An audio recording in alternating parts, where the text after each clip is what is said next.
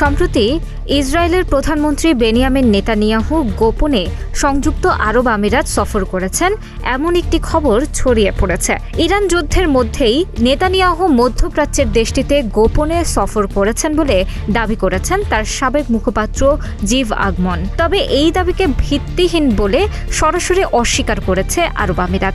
দেশটি বলছে ইসরায়েলের সঙ্গে তাদের সম্পর্ক গোপনীয়তা বা গোপন সমঝোতার ভিত্তিতে নয়। খবর আল জাজিরার।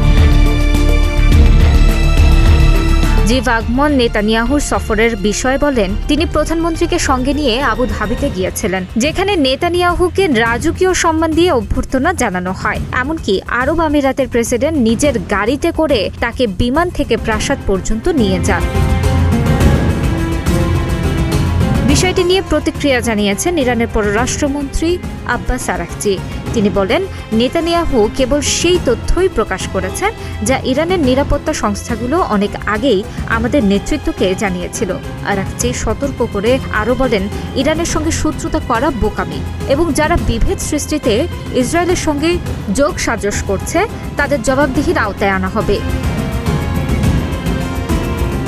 এদিকে নেতানিয়াহুর সঙ্গে বৈঠকের কথা আরব আমিরাতের গোপন রাখার বিষয়টি যুক্তিযুক্ত বলে মনে করছেন ওয়াশিংটন ডিসি ভিত্তিক কৌশলগত পরামর্শক প্রতিষ্ঠান দ্য কিলুম্যান গ্রুপের চেয়ারম্যান হারল্যান উন্নান।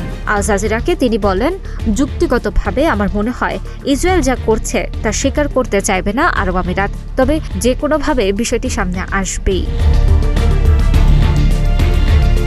উলম্যান বলেন, আমিরাতে একটি গোপন বৈঠকের তথ্য প্রকাশ অনেকটা সিনেমার কাহিনীর মতো।